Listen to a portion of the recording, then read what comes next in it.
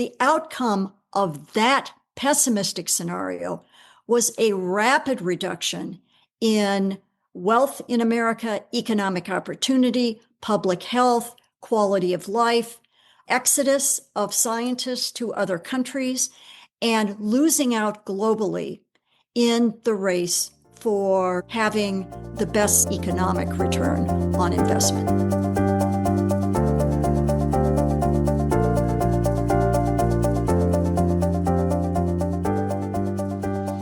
Welcome to Management Matters. I'm James-Christian Blockwood. This week on the podcast, we're fortunate to have two experts join us to talk about the intersection of science and government and how changes at the federal level could have impacts that reverberate through generations.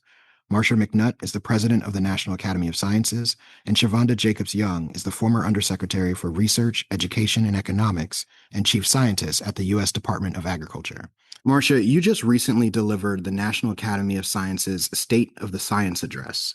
Share the key takeaways and highlight the most significant challenges the field faces.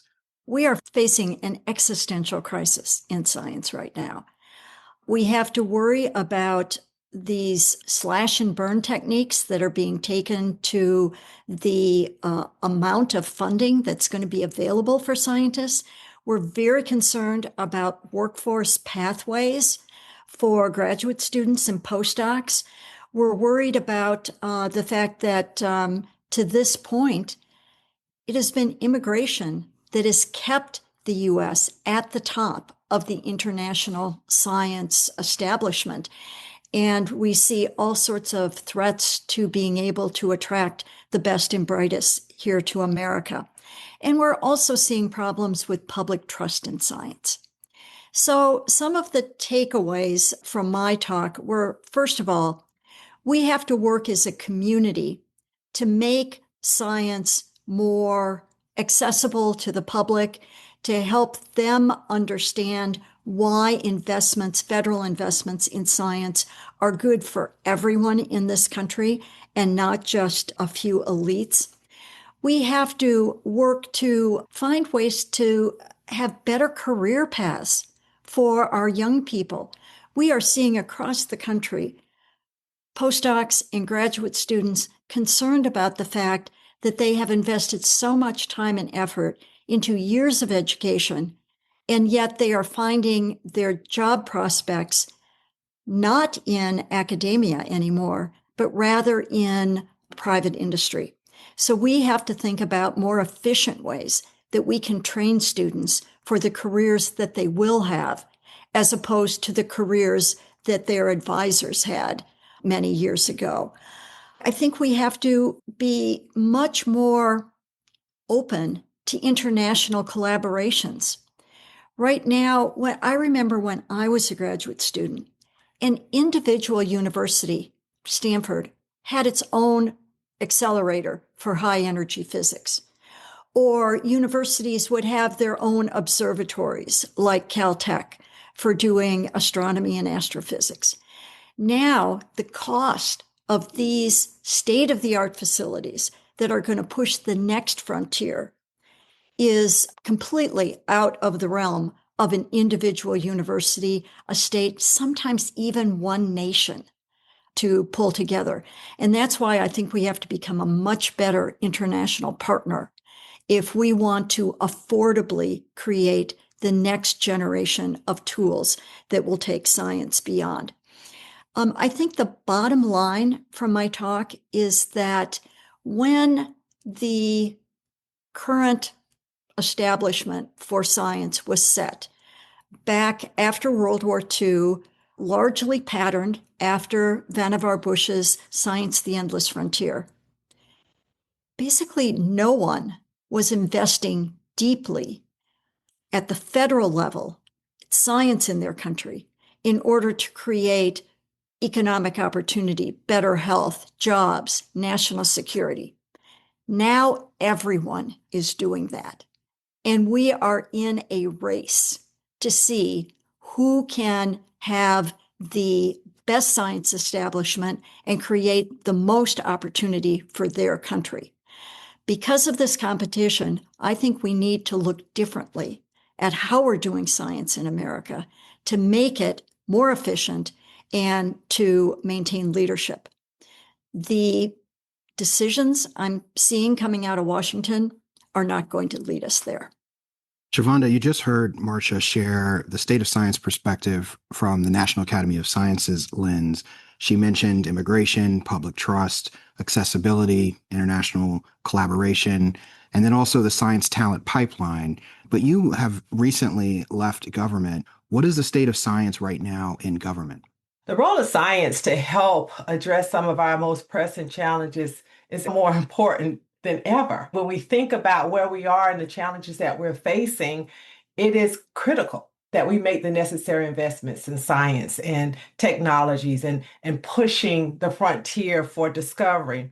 Having spent the past 20 years in federal science, more specifically in agriculture, I know firsthand how science has allowed the United States to address the needs of feeding a growing population. Our population globally is expected to exceed 9 billion by 2050.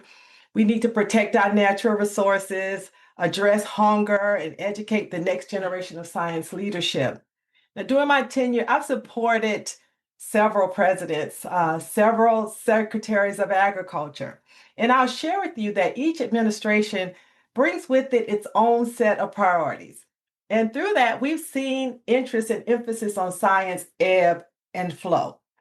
And as federal scientists, we have had to make some significant adjustments during that time. So we also know that investments in agriculture research are often, the total impact is often not seen until some 10, 15, 20 years down the road. And so what I also want to share is every day we don't invest, we are impacting our future. And so, as Marcia has already stated, if we want to maintain our competitiveness globally, if we want to meet the needs of the U.S. population and our partners across the world, we must invest and be seen as a leader in science and innovation.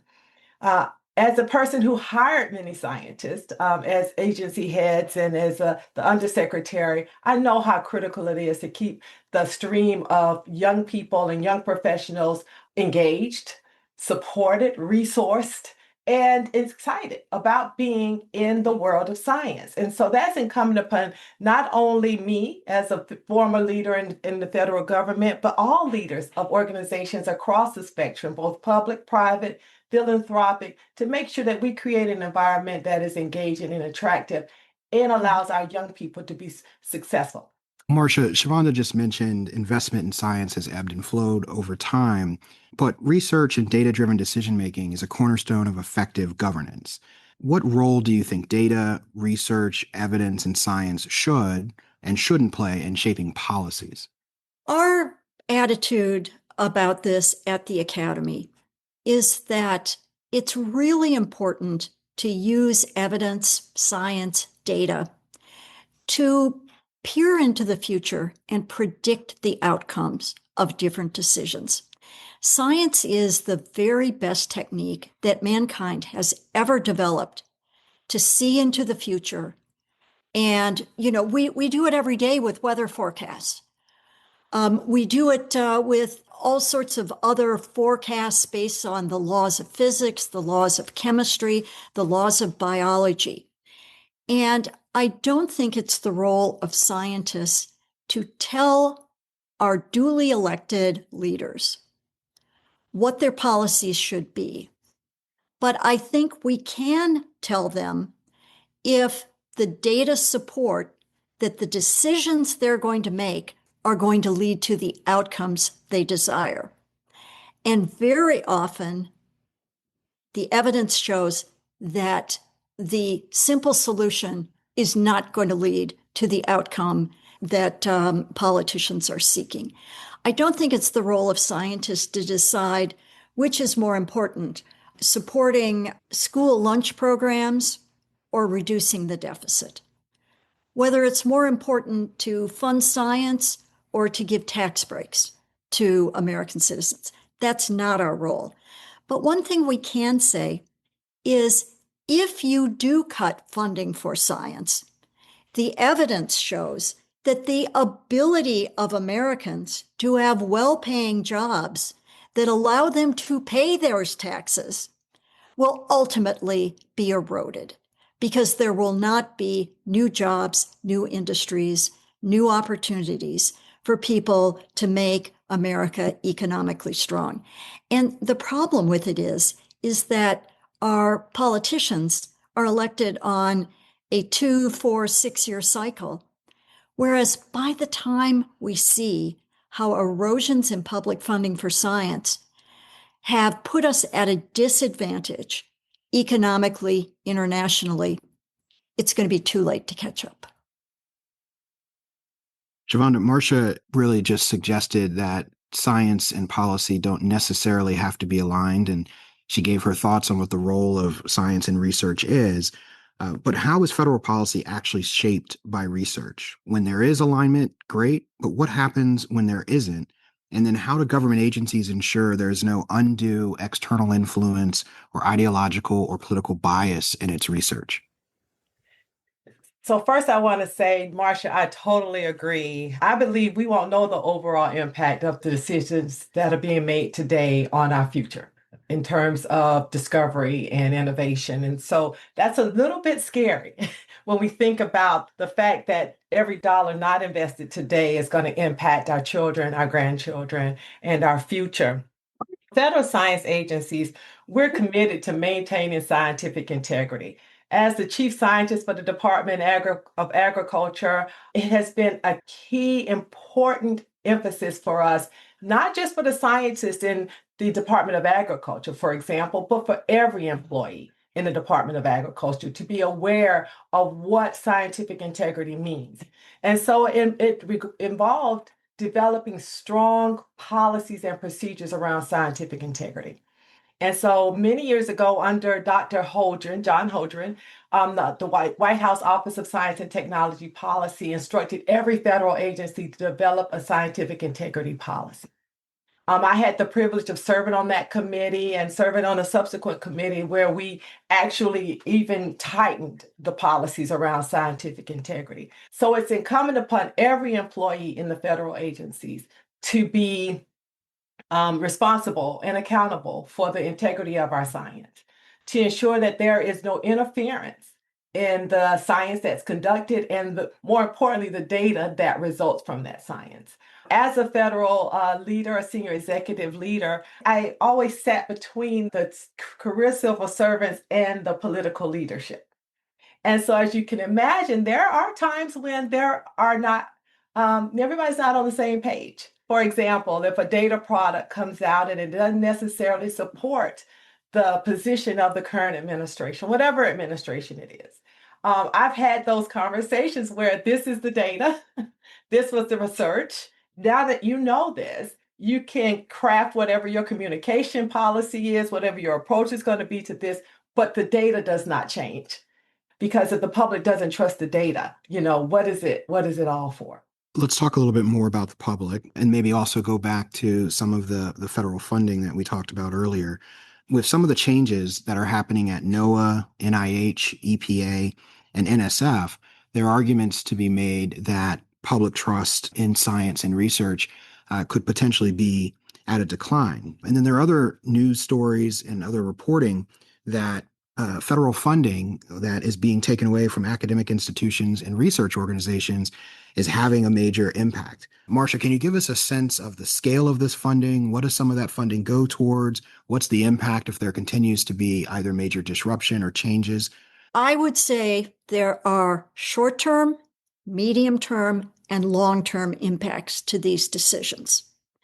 The short-term ones are the sorts of research that's being canceled. Let me give you just a couple examples from the National Academy. One is we were having a study on how to avoid bird flu from transferring between species and becoming the next pandemic in America.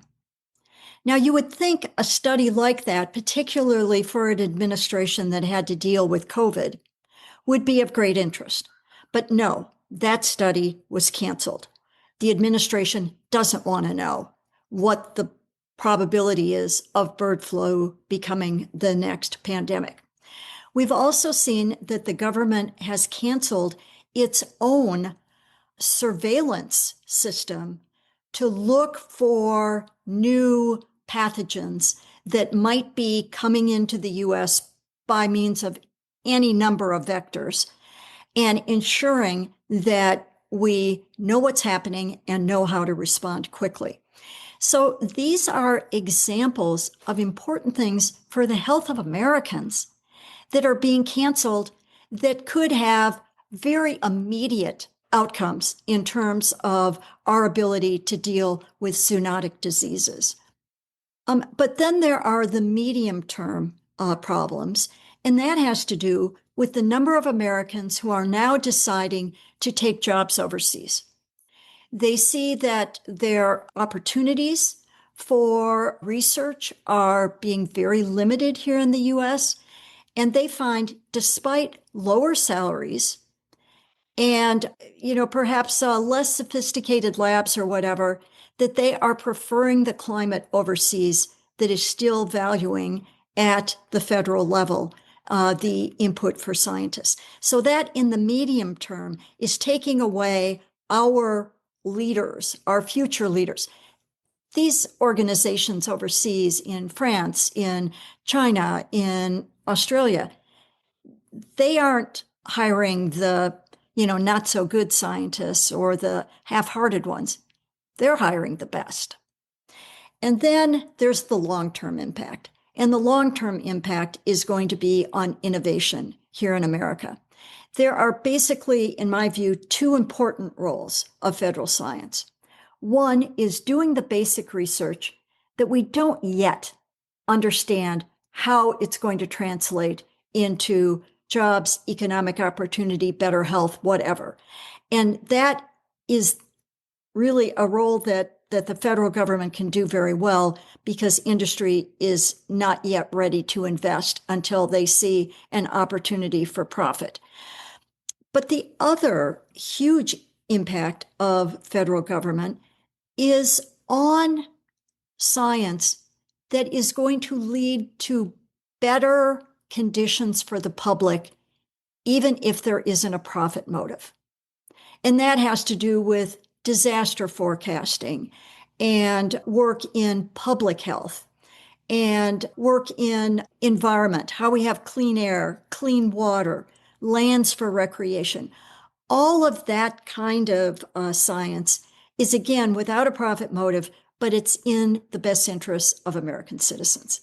And so I see short, intermediate, and long-term impacts, both to innovation, to lead to new opportunities, and to the kind of science that keeps us all happy and healthy. Chavonda, there may be difference in policy and priorities, but the current administration, much like the administrations before it, understands that government can help improve communities through its research and science activities. Can you share some of the work and initiatives that you've done when you were in government that's had the greatest impact?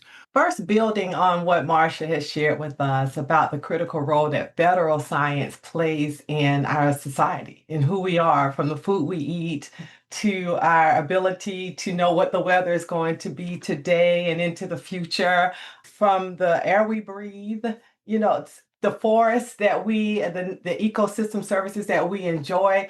I think that one of the things that's going to be really important is to continue to raise the awareness of the American people on the role of federal science in their everyday experiences. And in agriculture, we've experienced a lot of challenges with that. Just really sharing with people the critical nature of how federal science in this space has led to a higher quality of life.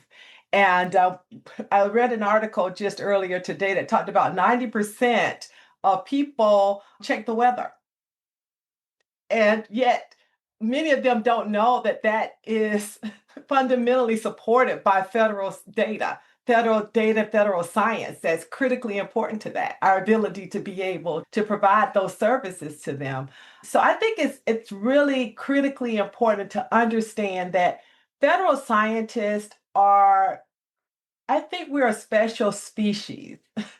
When you think about the passion for the mission that each one of them takes on, as not just their job, but their career, their life. And those short, medium, and long term impacts that Marcia just talked about, they're going to be impacted. They're going to be impacted by reductions in the number of scientists that are in the laboratories every day working on critical societal challenges, looking for real solutions to those challenges.